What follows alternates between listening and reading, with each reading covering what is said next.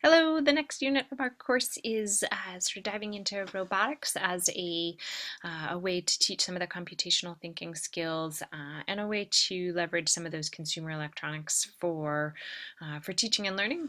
So the two chapters in Martinez and Steger are not specific to robotics, but again, just keep us moving towards thinking about this paradigm shift and how we might have kids making and inventing as part of learning.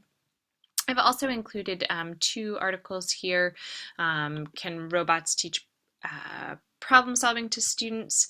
And then 5 reasons to teach robotics in school, just because I think they are good overviews of sort of how and why robotics might fit in curriculum. And then the other thing I wanted to remind you of was that the Martinez and Steger text has this resource website that has a lot of the resources hyperlinked and annotated. So don't forget to look there as you are searching for inspiration and sort of low cost new ideas for your maker journal. Remember, those maker journals are really to push you outside your comfort zone, hopefully to get you moving both outside your classroom, to like Mary finding out that there was 3D printers locked away in the back of her building, or connecting with a makerspace in town like Abby did in her first maker journal. So really the goal is to kind of push you out to get your hands on some new tools. A lot of libraries are starting to rent out those kind of tools, so definitely look there. The expectation is not that you purchase. A lot of these can be kind of making on your own. If you do happen to have the Sphero robot or have access to one to borrow, this website, and I will make sure it's linked in Blackboard, has some good examples of kind of how to use it in your curriculum. And while this is geared at primary ages, I think you can see some ways that you could easily adapt it for older students, because spheros are able to be immersed in water and paint. You can actually use them to have the kids painting as well, which is really fun. Also, if you haven't yet found the Exploratorium, this is sort of the general website. If you haven't found that, I would definitely recommend it because it's a lot of very low cost ideas for making. This one, Scribbling Machine, could make a fun maker journal in terms of thinking about how to design your own little robot that you are programming and controlling. Just some ideas there. I have also put some of the kind of common robotics resources. These are things that you typically are purchasing. Some of them, obviously, like the Lego Mindstorms kits, are extremely expensive. But if you ask around your district, someone may have one that you can take home if it's not in use, to check out and play with, to sort of see what is it like as a learning tool. How would you use it for teaching? And then in terms of the learning evidence for this unit, I have kind of designed it as the midpoint of the course to just give you a breather.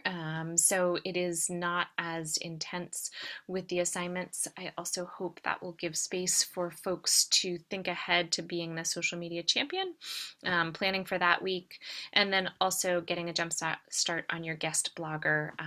I know that assignment will take a little bit more time because of kind of the research component involved in it. So just some recommendations there to think ahead. And then certainly the master list is down here, with your second guest speaker coming up, and your 4th maker journal towards towards the end of November. So a moment to look ahead, and also in the spirit of the fact that this is partway through the program.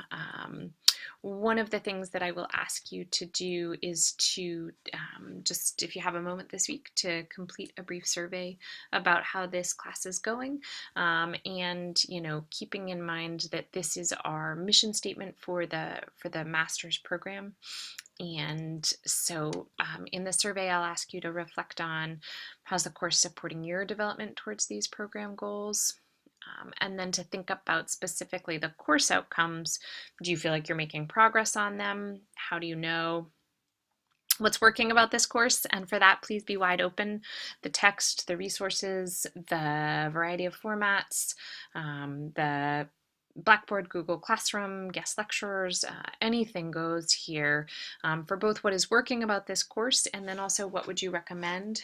And that can be a shift that might be doable in the second half of that course if we can work it, or certainly something for me to consider for future iterations. The next question has to do with, do you feel like you're part of a professional learning network of other individuals who support you, provide resources, and offer ideas when you need them? I'm just really curious, for you, are these people in your building and district? Is it anyone, are you starting to feel that sense within this course with the discussion? Are you getting to know folks in the wider program as you take courses that overlap with different students? And then really, do you want more networking and discussion? I know that folks opt into online programs for a whole variety of reasons.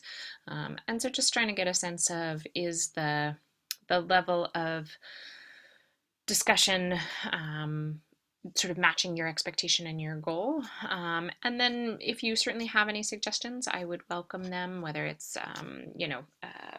a Twitter chat or a more open, Zoom meeting. Any of those would be welcome. And then just a wide open, anything else you'd like to share with me about the course thus far.